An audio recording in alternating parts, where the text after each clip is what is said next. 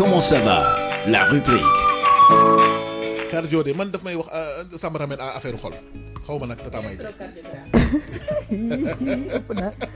nee naa ko cardiopathie waaw cardiopathie de moom boo ko déggee rek cardio ngi ci biir maanaam mbirum xol a ngi ci biir voilà je pense que dañuy bàyyi Fatou moom mu gën a leeral mbir mi moom mi nga xam ne moo spécialisé wu ci loolu moo expliqué ñu lan mooy cardiopathie ak quelles sont voilà les conséquences et les traitements qu'il y a à faire par rapport à tout ça Fatou ñu ngi lay dalal bu baax. salaamaaleykum mbokk auditeurs yi toom ñoom lay jiital comme chaque fois dama leen di xaw a fàtte maa ngi leen di nuyu j'espère que vous avez passé un très bon week-end yéen noppalu ngeen bu baax a baax a baax a baax bonjour Tata Larry bonjour tonton Al bonjour Tata Maïté bonjour Kader bonjour Cheikh Faye nu mu tudd Serigne Saliou les 3S nuyu naa la bu baax a baax a baax a baax et Pam Madiakhate ak Seygul mais maa ngi koy nuyu bu baax a baax aussi dellu si waat en fait seen rubrique santé encore aujourd'hui on va parler des cardiopathies lan mooy cardiopathie muy li nga xamante ne mooy bépp feebar bi nga xamante ne dafay laal xol laal les vaisseaux sanguins laal aussi tous les structures en fait les canaux et autres en fait lépp li nga xamante ne war na mën a gàllankoor xol bi ba du dox bu baax daal moo tudd cardiopathie d'accord tey nag ci biir cardiopathie nag dañ ciy gis ay feebar yu bari tey nag parmi ces cardiopathies en fait dinañ ci lim y a les valvulopathies il y a les infarctus du myocarde il y a les péricardites il y a les endocardites il y a les myocardites yooyu yëpp ay feebaru xol la yi nga xamante ne bu ci ne bokkul ak moroomam d'accord donc tey biñ ciy taamu déjà dinañu wax ci HTA hypertension artérielle waxtaane woon nañ ko fi en tant que l'élévation de la tension mais tey dañuy waxtaan ci hypertension artérielle en tant que maladie cardiaque parce que feebaru xol la en fait nit ñi dañ koo xeeb parce que li tax sa tension di yegg c'est parce que sang bi day recevoir deret bu bari te pression bi muy recevoir ci deret dafa bari attanu ko parce que pression bi dafay élevé bu bari te loolu y a des complications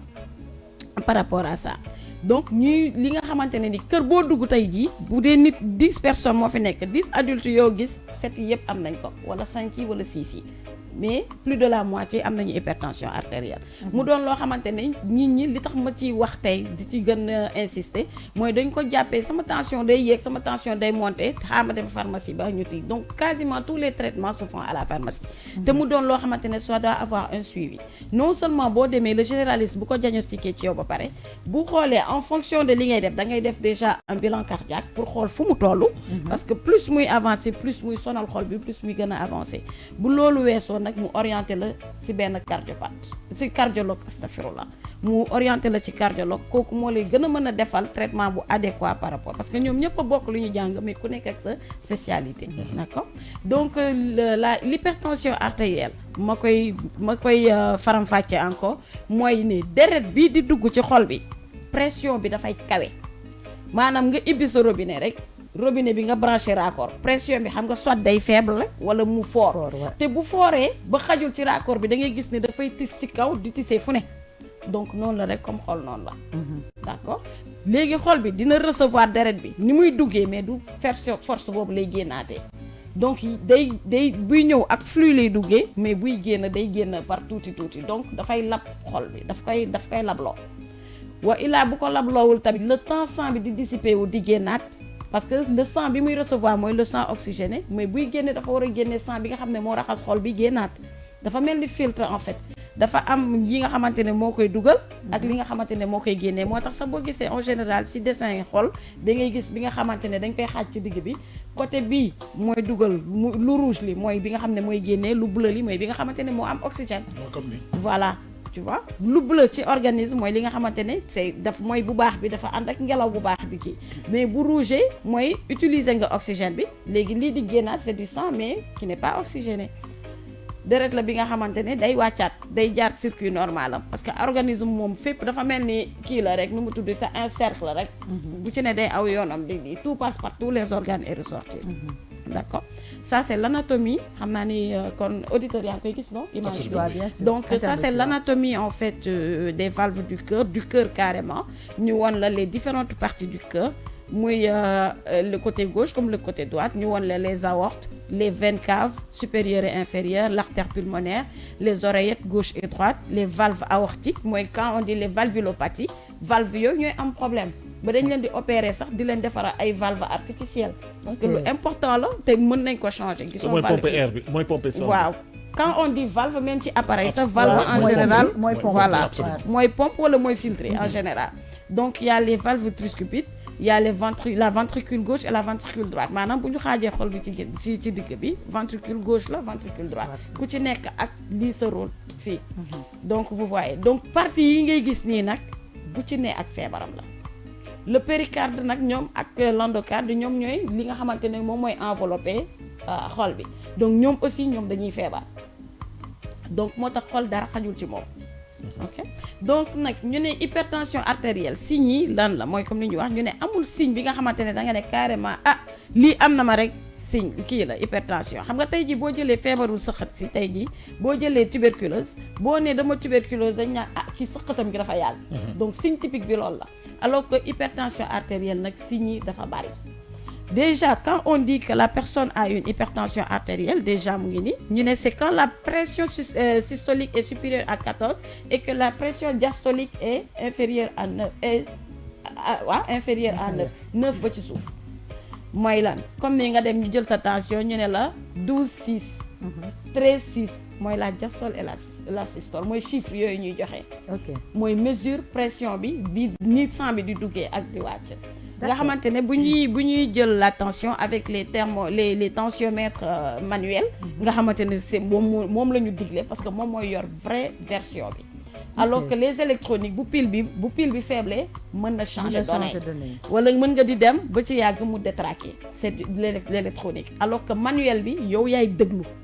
da ngay pomper bu takkee brassard bi ci bras gauche bi da ngay pomper di dégluwaale di ausculter avec le stéthoscope parce que da nga koy teg ci veine bi donc moom da ngay dégg pulsation yi donc da ngay pomper ba doo déggati dara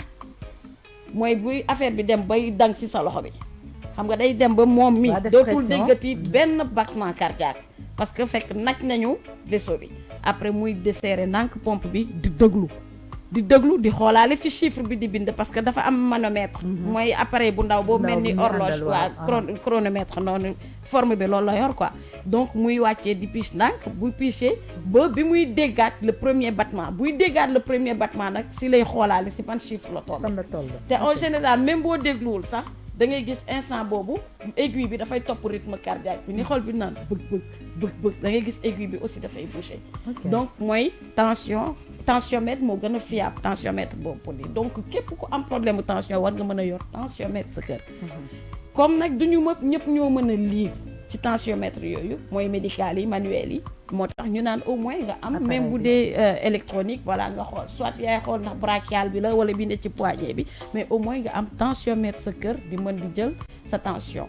donc ñu ne signes yi mooy ñu bëri dañ koy gis mooy mettitu bopp bi nga xamante ne du arrêté da ngay am tendance a yaakaar ni que bët yi la alors que c'est la tension mooy yéeg ngay miir ngay gis ay mouches volantes nga am impression ni dafa am weñ bu lay topp effectivement boo defee ni nopp bi di riir bourdonnement d'oreille bi sa nopp yi di riir ngay miir sa xol bi nag di tëb parce que day def effort waaw mais ferñeent nag boo utiliser mot boobu ferñeent ci santé mooy les micronutriments les vitamines maanaam ferñeentu aliment mooy li ngay jëli la vitamine bi ngay dem rechercher wala matière bi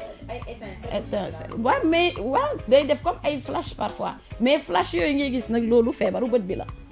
bët bi moom mooy ëlbati image bi la loolu moom ku koy am ay vision flash ni soit tension mën na ko def mooy ñi nga xam dañuy am AVC ischémique en fait mooy différence su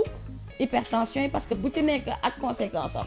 hypertension dina la defal accident vasculo-cérébral comme complication que mën na la defal AVC ischémique AVC ischémique da ngay gis ne sa tension dafa normal mais il y a un caillot dans la tête donc tu fais tranquillement ton AVC alors que sa tension mu ngi normal loolu dañ koy far di gis lu bari de léegi sax dafa commencé bari ñooñu buñ demee ba tension yàgg seen yaram ñooñu dañuy dee far di am genre tension boobu en fait c'est dafa bokk ci ay ci tension quoi façon tension d'accord donc yooyu mooy signes yi nga xamante ne dañ koy gis ci borom tension parfois ci ñuy ëmb nag sadd bi dañuy sadd ñenn ñi ñu naan dañoo xorom am na ñoo xamante ne duñu sax sàdd mais tension baaxul sax si nit normalement sama ci ko war na lor ci kooku la gën a dangereux sax. si dañ koy wax parce que hormis AVC moo gën a sedd ci li nga xamante ne tey jii kii ëmb war na ko mën a am. Rarement la kii ëmb di def AVC très rarement ou bien un cas sur 1000 kii ñi am grossesse yëpp bu ñu defee hypertension une tension élevée si doom ji lay répercuter wala ñu def hémorragie. Parce que pression bi ni muy dawee seen vaisseau hémorragie moom ngay gën a gis en général déjà mooy déjà y a le cas de l'HRP l'hémorragie rétro-placentaire HRP qui est une urgence chirurgicale day rayé ci kii mooy ni que nit ki mën na perdre plus de 2 litres de sang en un laps de temps te day dem ba loolu c'est da nga koy gis ci fin de grossesse à partir du 2e trimestre bu paree 6 mois am dugg day xëy rek tension bi yéeg 22 te wa wàcc. D'accord da ngay gis aussi hémorragie bi ci ginnaaw placenta bi la nekk loolu en général ça tue et le bébé et la maman. D'accord te nit ki du génnee sax pour nga gis ni mu nekk du sang frais muy wal ni sang frais bi di nga ko gis ni ko du ko sax sentir li ci ëpp sax dañuy dem ñu bëri hôpital la leen di fekk man j'ai vu beaucoup de cas yoo xam ne dañu ñëw visite normale des visites ba pare taxaw di raxasu wala di jënd lu ñu lekk rek ñu commencé saigner. En fait de temps ñu leen di yóbbu mu def kayo. J'aimerais bien poser une question par rapport à l'hémorragie boobu ngay wax. Juste pour éclaircir parce que ça a toujours été un truc bizarre ci man. Comme par exemple da ngay gis ñu ne la jigéen dina accoucher. Accoucher ba pare ñu ne dafa def hémorragie. Loolu est-ce que c'est dû par exemple ak peut-être mu amoon problème tension. avant accouchement bi wala loolu c'est arrivé au moment de l'accouchement. Non c'est jigéen ak non loolu c'est tout à fait normal. du sax césarienne mais décollement placenta bi bu amee ba pare bu expulsé. C'est tout à fait normal mu am hémorragie mooy sang bi di am mooy sang bi muy am. Mais après ça y a un protocole bi nga xamante ne moom la ñuy def y a les révisions et autres moo tax ñu naan parfois da ngay gis jigéen mu ngi ci kaw table bi am doom ba pare ñu defar ko benn yoon bu yàkkamtee wàcc ñu ne ko déedéet tëddal dañ lay bàyyi 10-15 minutes. sa sang sedd ñu ñëw defaraatal la révision. mooy nag dañuy racler sang bi fa nekkoon yëpp génn. non c'est différent du curetage. révision la tudd dañ lay réviser parce que loolu bu ñu la réviser wul bàyyi si saignement yooyu rek ngay lii dañ lay réviser ba pare jël la teg da ngay gis sax boo accouché ba pare parfois ñu jël un sac de sable ni teg ko sa biir bi pour delloo jurkaay bi pour mu delloo ko non seulement place am parce que boo ko najee c'est un moyen de faire une hémostase maanaam parois yi nga xamante ne ñoo tijji woon ba kii bi génn foofu placenta bi génn foofu après dañ koy màpp mu tëju boo ko lié rek quelques minutes wala quelques heures da ngay gis sang bi dafay arrêté si pression bi mu doon ñëwee mais di nga gis ngay am saignement tout une journée mais après ça mérite rek ngay am tu comprends. Voilà parce que dama mës a gis koo xamante ne dañ ko césarienne biñ ko césarienne man maa ngi naan nan la ñu mën a césarienne nit ba pare jël lu diisee noonu di ko teg ci biiram bi ñu ne après si lañ ma expliquer ne dañuy éviter mu am hémorragie. waaw kooku en général bon je sais pas le pourquoi ñu defal ko loolu moom gis naa ko parce que en général c'est accouchement normal non ci moom laa ma ne accouchement normal lañ koy far di gis mais très rare des cas parce que césarienne boo ibbee gis nga li ngay gis ba pare donc balaa ngay tëj ba pare di jëlaat yeneen kii autant bi nga ubbee nga tëj yëpp benn yoon si la ñuy clamper dem voilà ou bien que peut-être dañoo def césarienne ba pare gis ni elle continue de saigner parce que da ngay bi ñu lay césarienne en même temps dañuy génne waale sang yi raxas et tout di ko aspirer ba mu set moo tax kii def césarienne moom mooy gën a gaaw a wow que kii deful césarienne tu comprends parce que ki deful césarienne on n'a pas ouvert à l'intérieur donc dañu def hémostase bi rek ak sac de sable boobu mu arrêté mais dafay génn à petit. léegi compresse boobu ñuy def ci biir loolu lan mooy utilité am habituellement. non c'est juste pour aspirer. Ok c'est juste pour bañ nga jóg rek ngay couler à flot mais après dañ koy dindi balaa ngay wàcc table sax dañuy dindi compresse bi après defal la serviette hygiénique. jigéen daal dafa doy waar xam nga yàlla moom nim ñu ëmbee dafa graaw daal. macha allah. Oui, parce que moi j'ai vu des cas de décès yoo xamante ne bon je ne sais pas si c'est ça mais d'habitude da ngay dégg boo laajtee ñu ne la en fait bi mu accouché ba pare dafa def hémorragie. Donc hémorragie boobu moo ko rey. Alors man c'est pour ça que je suis venue sur la question parce que je me suis dit que bu fekkee ne kooku par exemple hémorragie boobu moo ko rey le doute que j'avais c'était ndax tension bi dafa ñëw avant peut-être muy accoucher wala bi mu accouché ba pare la ko am tension bi xam nga lu muy def loolu c'est un cas dans 10 yi ma cité mooy l'HRP li ñu gën a redouté sax avant HRP il y a l'éclampsie. waaw éclampsie waaw. l'éclampsie mooy lan les convulsions de la femme enceinte booboo gën a bon parce que nan nga koy def ak loo koy calmer li ngay def bu fekkee dafa nekk en contraction mënuloo ko mettre sur un myorelaxant li nga xamante ne moo war a arrêter crise bi donc li ngay def mooy jéem a wàccee tension bi mu an accouchement bi xaar en attendant ou bien ñu dugal ko d'urgence on prend le risque et dans la plupart des cas on perd le malade moo tax xorom baaxul ci jigéen bu ëmb non noonu la ñu tuddee xorom mais c'est pas du xorom en tant que tel bi ngay lekk moo la jox hypertension artérielle c'est des anomalies am na ñoo xam ne c'est des malformations cardiaques ñoo leen di jox hypertension artérielle ok tu vois donc toute hypertension artérielle n'est pas due au sel comme on le dit feebaru xorom lañ ko tuddee parce que suñuy maam dañ doon gis ne jigéen bu ëmbee parce que moom ñoom ñoo am tendance déjà ëmb rek beneen feebar la grossesse est une seconde nature en fait c'est une seconde maladie donc c'est un état physiologique bi nga xamante ne ça crée en fait déjà une défaillance au niveau de l'organisme parce que da nga ëmb donc tu vis pour deux ton organisme lépp lu muy def daf koy def pour deux même ton battement cardiaque ton cœur il bat pour deux il fait tout pour deux voilà moo tax tëf-tëf bi nii dafay fort bu baax ok donc loolu mooy li nga xamante ne mooy hypertension bi jàpp jigéen bu ëmb mag ñi aussi baaxul parce que dafa fekk ñoom seen cellules yi yëpp dafa commencé dee yaa ngi comprendre donc pour mu régénérer tamit yombul mais nag y a des traitements yi nga xamante ne boo koy far di def mais traitement bi jiitu mooy dem hôpital évidemment il ne suffit pas nga dem pharmacie ñu ne la sa tension mu ngi 18 pharmacien bi ne xaar ma bind la antihypertenseur nga jël antihypertenseur bi parce que un antihypertenseur dès que tu commences à le prendre c'est à vie c'est un traitement bi nga xamante ne c'est à vie pour réguler waaw donc doo ko gaaw a jël mooy boo koy jël tamit na doon ci anam yoo xamante ne voilà lii la elle est hypertendue doo ñëw rek ñu ne la tu es hypertendu dañ lay defar sa tension jëlal la sa tension mu nekk 17 wala mu nekk 22 ñu laaj la déjà li ñu leen njëkk a laaj loo lekk le matin parce que mën nga def une forte consommation d'œufs le matin sa tension yéeg wala une forte consommation de sel le matin sa tension yéeg ci instant boobu léegi bu ñu ko defee dañ lay may temps ne la naana ndox nga naan nga tëdd nga toog xaar question ñu jëlaat oui question soo jëlee garabu tension ñu pressuré la ko au bout d'une semaine nga xam ne que vraiment c'est inconfortable et tout ça nga bàyyi la ko sa bopp la mooy conséquences yi non kenn du ko bàyyee noonu c'est que da nga gën a ràngati buy ñëwaat day ñëw avec surplus xam nga déjà da nga doon régulariser dafa mel ni rek comme je veux dire raccord nga branché ko ci robinet ibbi pression bi xam nga li ma la wax mu ngi supporter pression bi parce que da nga jël mooy fil de fer par exemple takk ko ci bopp bi mooy je suppose que garab bi laay jël quoi comme exemple mooy fil de fer bi tenir raccord bi ak mën a wàññi flux ndox bi léegi pardon nga jég saa rek dindi fil de fer bi lu muy def day pété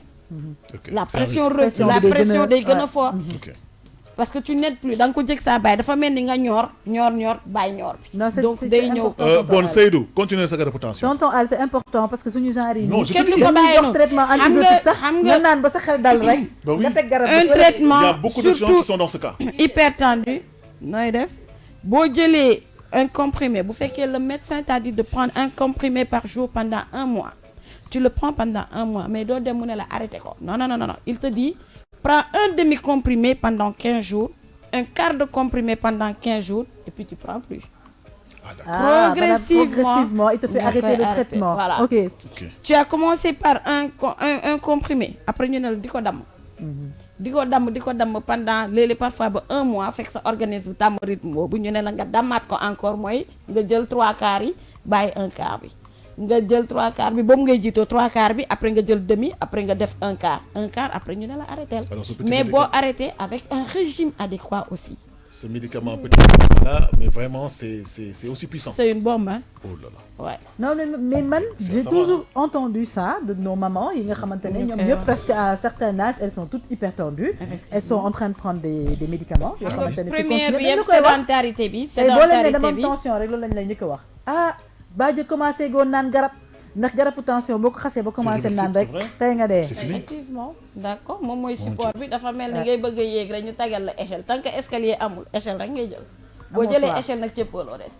Donc daf lay aider. Voilà, entre autres, hein, je voudrais juste lancer un appel. Il y a un de nos ressortissants qui vit à Milan. Nee na ma coronavirus bi, ils sont à 1300 cas, ils sont vraiment exposés. Ils demandent au président de la République de les prendre en charge. Hein, et je demande Milan. Aussi au ministre de la Santé, Abdoulaye Diouf Sarr aussi, hein, vraiment mu bàyyi leen xel na consulter suñu page Facebook wala cellule communication te tamit yéen yi nga xam ne da ngeen nekk bitim réew ambassade yi loolu nañu jëriñ essayer leen woote ambassade ñoom dinañ leen wax naka ngeen war a def wala naka fan ngeen war a jaar pour que ñu mën leen prendre en charge. Et surtout ñu mën leen yóbbu si ay lieu yoo xam ne contamination du am risque daal contamination pour yéen. Vraiment El Hadj bu Serigne Fallou nous sommes désolés nga nekk foofu mais yàlla na leen yàlla génnee foofu. ana ambassade bi. Voilà te woote leen ambassade voilà c'est ça woote leen ambassade yi. woote leen ambassade et Sénégal bi nekk Italie. ñoom dinañ leen wax ministre de la santé yan charte nañu tëral pour que ñu mën leen jël en charge wala ñu woo leen ngeen ñëw fenn ñu dugal leen si benn bërëb boo xam ne doo leen exposé wu parce que 1300 cas quand même c'est grave. Le conseil que bi ma koy jox médicalement parlé mooy ñu suivre protocole bi xam nga li nga xamante ne amul garab moo tax mu alarmé yëpp moo tax mu doon loo xamante ne tiital na ñëpp tiital na ma tiital na ñëpp mais ñu ne ñun xëy na ñun chance bi ñu am mooy on est en contact permanent avec le soleil te virus bi du muté ci loolu mais nag il faut s'attendre au pire xam nga fi mu ne nii ñu ngi crier victoire parce que dafa eggaguñu ci temps d'incubation bi fi mu ne nii dafa nekk ci période d'incubation il faut rappeler que les Égyptiens attends parce que l'information il faut nga joxe ko mooy Égyptiens yi proposé nañu benn sérum au ministre de la santé de la Chine bi nga xam ni 7 cas sur 10 maanaam daf leen daf leen wéral quoi. daf leen wéral voilà daf leen wéral c'est-à-dire à 100%. léegi nag ñu ngi ci stade voilà ñu ngi ci stade kii bi quoi expérimentation mais vraiment loolu bon vraiment su amoon une dina baax. ils ont commencé à avoir des cas qui commencent à guérir. Le premier cas guéri sax Égypte la jógee effectivement. donc ñoom en fait moom mi di wax ni li ñu mën a def rek balaa garab bi di egg foofu mooy les gens suivre protocole bi. se laver les mains éviter tout contact ak li nga xamante ne moo tax ñu proposer gants yi mais gants yi aussi boo ko solee tu prends pas les gants yi sedd yi ngeen di sol gants plastique mooy les gants qu'on utilise dans les hôpitaux effectivement ou bien à la restauration ça c'est pour éviter yow sa loxo nekk en contact avec le kii et moi mooy li ma doon wax keroog ma naan ni les protocoles en fait même les médecins devraient rester toog ci télé yi ñu won nit ñi nan parce que un gant il y a une façon de le porter do ni nga koy solee mën nga ko solee ni mu la neexee de pour ñenn ñi nga frictionner après avec de l'alcool si tu dois faire un geste bi nga xamante ne c'est chirurgical mais boo koy simmi pour bañ a contaminer sa bopp y a une façon de l'enlever sans pourtant sa loxo gant bi laal sa yaram donc loolu c'est très important ñoom ñii ñu wan leen ko. man xam naa ko xoolal da ngay jàpp buu bi génne ko nii sànni wala du noonu. non xam nga ñaari gants yi dafa solu. waaw ñaari gants yëpp loxo yi xam nga fi mu ne nii on suppose que dama sol gant. ñaari gants yi yëpp Serigne Fallou bu dee yaa ngi may seetaan ñaari gants yëpp dafa tilim donc maintenant. loxo bi tilim ngay jël baaraam yi tilim ngay xëcc ba mu commencé yolom xam nga gant dafa élastique nga def ni nga génnee waaw léegi booy génnee deuxième bi xam nga génnee nga bii moo tilim te nga gant bu tilim bi léegi loxo bi ngay duggal ci biir nga jël xam nga contact sa loxo ak loxo bu set bi la nga génnee ko wëlbati ko nii nga sànni c'est ça sans pour autant sa loxo mu laal ko je pense que demain je vais amener des gants pour montrer aux gens ñu xool mercredi pour ñu xool nan la ñuy solee gants ak nu ñu koy sumee d'accord donc ngeen di naan ndox lu tàng parce que virus bi ñemewul lu tàng il faut boire au moins chaque 15 minutes yor leen seeni thermos chaque 15 minutes nga guux ndox doon naan pour sa biir fees mais da ngay naan pour évacuer le virus comme moom dafay loger wu fii te ndox bi mën na ko évacuer di leen naan ndox bu tàng toutes les minutes éviter lépp luy glace parce que déjà fi ngeen nekk dafa sedd voilà ñoom ils sont exposés et aussi ngeen taal seeni chauffage rester au chaud ba ñaq rester au chaud ba ñàkk tooy xep na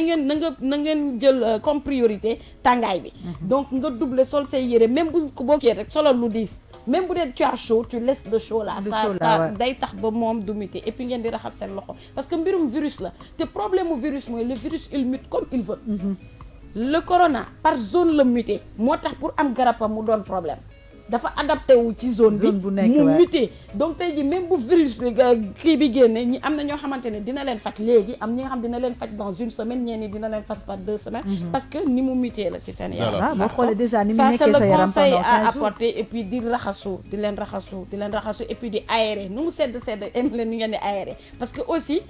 promiscuité bi dafay tax mu gën a kii virus ñemewul ngelaw. Il paraît qu'il y a un médecin qui a fait une annonce récemment la semaine dernière. bu doon wax par rapport ak masque de protection yi ñu def. Effectivement. muy wax ne masque yi dañ ko war a changer chaque 3 heures. Oui. C'est pas un masque qu'on doit porter toute la journée. Il faut le changer chaque 3 heures. Chaque 3 heures de temps. Ouais. Ouais, parce que yow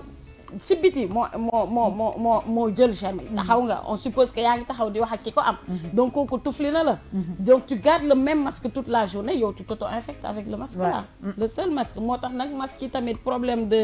suumu ngi ci mais pour kaaraange la. Pour kaaraange la j'ai vu il y a même un moyen sur Facebook j'ai vu une fille chinoise fabriquer des masques avec des mouchoirs. Waaw des mouchoirs la jël doublé ko nan nga koy leme ay mouchoirs la jël voilà ay kii jël agrafeuse am wala kolom yaay xool daf ko lem def ko ampli comme éventail ni ñu doon foyee bu ñuy def kii mu jël benn côté bi lem ko def ci élastique benn côté bi lem mu agrafé leen ba pare mu sol donc c'est un masque boo xam ne boo yoree say paquet mouchoir mën nga ko defal sa bopp sa kër donc tu seras protégé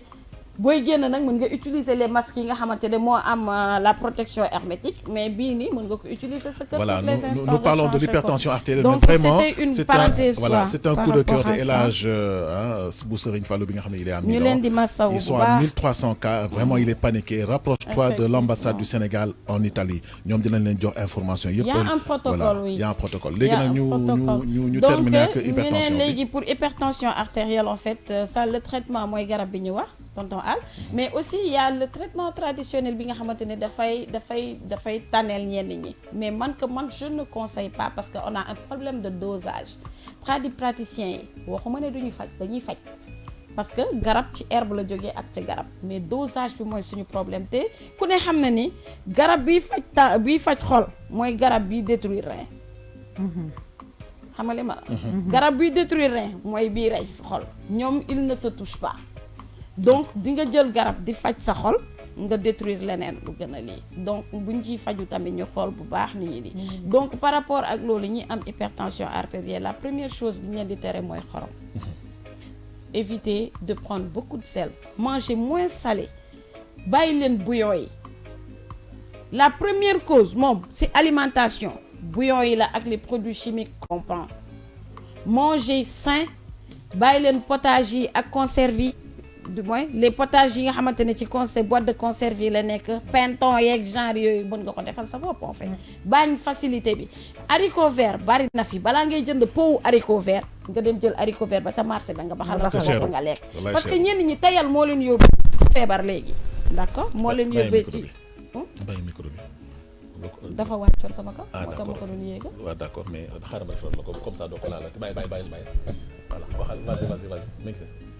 bàyyi ko nii rek bàyyi ko nii ba mu jeex amul problème. man tonton Al man tey mën nga xëyee mais sëcc ko neexuma ci suba teel bi yéen a ngi koy seetaan nag dinaa ko escanté ñu ne dóor naa nit fekk dama ko eggali rek wax leen ci. bisuma. bisuma allez continuer. D'accord donc aussi il y a par rapport aux fruits il y a des fruits yi nga xamante ne ça aide il y a des légumes yi nga xamante ne ça aide pour les régimes prenez les aliments qui sont riches en fibres. Qui sont les laitues, qui sont les haricots, qui sont les choux. Yooyu ils sont très riches en fibres ak ñebbe yeeg yooyu ils sont très riches en fibres ñebbe petits pois lentilles et autres voilà ngeen jël aussi les kii nu mu tudd les aliments qui sont riches en oméga 3 il y a l'avocat comme fruit il y a la graine d'avoine bi koo xamante ne tey jii ñun jiwuñu ko amuñu ko mais ci supériorité grande surface c'est très très très riche en oméga 3 te ku ne xam na ni oméga 3 ci bopp lay jouer ci moom ci système nerveux lay agir directement d'accord il y a les oléagineux mooy les graines mais il faut pas en abuser ci graines yi moom man damay tere gerte damay interdire gerte parce que dafa riche en cholestérol te boo nee xool rek cholestérol moom xol lay raal donc mënuloo c'est vrai que am na oméga 3 mais cholestérol bi aussi dafa élevé ci gerte donc dafay faj di yàq te comme mënuloo ko limiter ne lii quantité bi laa ciy jël bañ ko lekk tey ji quantité bi ngay jël ci mbuusu caaf sax xamuloo ñaata quantité nga jël nga yokk ci sa kii en cholestérol d'accord donc ci graines yooyu aussi il y a la graine éviter la graine de moutarde effectivement dañ koy tere moutarde dañ koy tere ci hypertension artérielle vinaigre bu bari dañ koy tere